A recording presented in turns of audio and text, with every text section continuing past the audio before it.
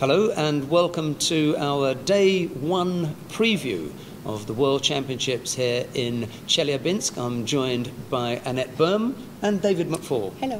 Good afternoon. We're going to go through some of the top names that you're likely to see on that opening day. Two categories to look at: the women's under 48 kilo category and the men's under 60 kilo category. And let's start by taking a look at the women's under 48 category. Annette Boehm, who do you think we should be looking at here? Yeah, I picked out some Europeans who are very interesting for me to see tomorrow. And first of all, it is Eva Janowicki, the Hungarian. So she won bronze at the last World Championships. She is definitely one of my favorites. Okay, and she's the current Olympic bronze medalist as well, so a good pedigree there and likely to prove stiff opposition for Amandine Bouchard, I think, of France, the fast improving youngster from France. And then there are two Russians in there as well, Irina Dolgova and Alessia Kuznetsova.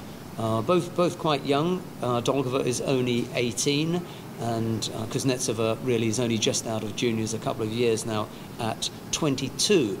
They're both very, very highly skilled in Nevaza. And if we like to look at who their stiffest opposition may come from outside of Europe, we're going to turn to David McFall and get his insight on the competitors that the Europeans are going to be facing here. Well, there's no doubt that we can't ignore the current world champion from Mongolia. She looks strong, and she's coming in here as the #1 seed as well. So I think that she's going to be a fierce competitor. She's actually in a very, very difficult pool. The pool will also feature Kondo Ami from Japan. The two fought in Dusseldorf, and Munkbond beat Ami, but the two also fought last year in Tokyo, and Kondo actually took that one. What do you think the thinking from the Japanese is on choosing Kondo over Yamagishi? Talking point there?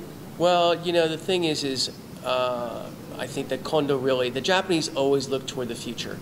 And unfortunately, I think Yamagishi, her age probably played a factor in there. She obviously has more international experience, but again, you've got to look at the fact that Kondo beat Munkbond, the world champion, and the #1 seed in Tokyo 6-8 months ago. So she also beat Yamagishi in the finals of the Japan Sucks in Fukuoka this year. So she deserves her place in the team. Well, talking about defeats that Munkbond has suffered, she suffered one at the hands of Russia's Alessia Kuznetsova at the Echo Team Challenge at the beginning of the year when Europe faced up against Asia. Kuznetsova coming out there the winner.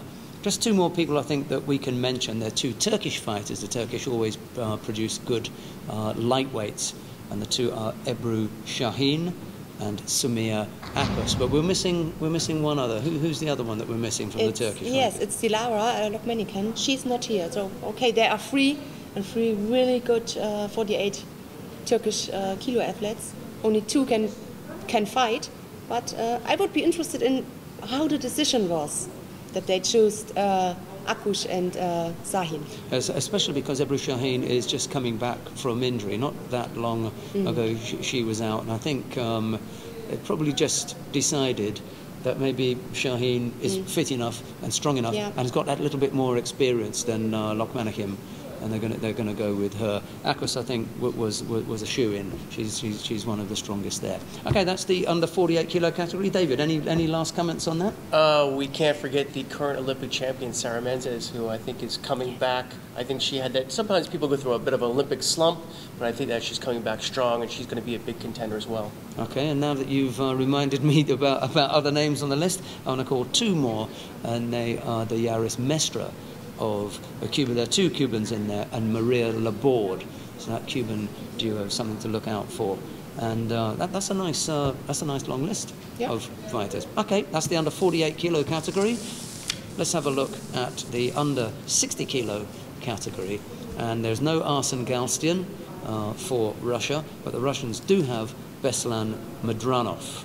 Who else should we be looking out for from the Europeans here? Then Annette. Yeah, besides definitely Beslan Mudranov, it is Amiran Papinashvili, the Georgian. He's #2 seed in this tournament. We have keep a look on, an eye on it, on him. And also an interesting first fight between Ashley McKenzie and Ludwig Peischer. Yeah, I don't want to say the old and the new, but I think you know where we're going with that one. You know, the more experienced Ludwig Peischer facing up against Ashley McKenzie, who is fresh from winning the gold medal at the Commonwealth Games, which should be a nice warm-up for McKenzie. David, what about competition for the Europeans from Asia in particular? Well, I spoke about the 48s and the current world champion. Well, for the 60s, you've got Takato. And Takato has been on a tear. He's been on a tear basically since 2012. He only had one loss in 2013, and that was in a Japanese domestic competition. He looked good all year. He was in Fukuoka at the Japan Selects, and his signature throw is kataguruma. Well, he threw 4 times, and none of them were kataguruma. So he's got a lot of tricks in his bag, and he looks really strong coming in. In addition to that, we've got a pair of Mongolians. Okay. We got Dajdavor, and we got Gambat. And Gambat was actually the last person to beat Takato in a national tournament. So if they were to go to the final, that would be a very interesting final. Okay, the two Mongolians that David talking about, Dajdavor Amatuvshin and Gambat Bolbatar. And there's a pair of Brazilians as well. Felipe Kitadai, the bronze medalist from the Olympic Games in London, and another fast improving athlete, Eric Takapadaki of Brazil. So you've got those in the mix as well. All right, well, competition gets underway tomorrow. We look forward to your company. You can join us on the live stream, but from Annette Berm, David McFall and myself, bye-bye for now. Take care.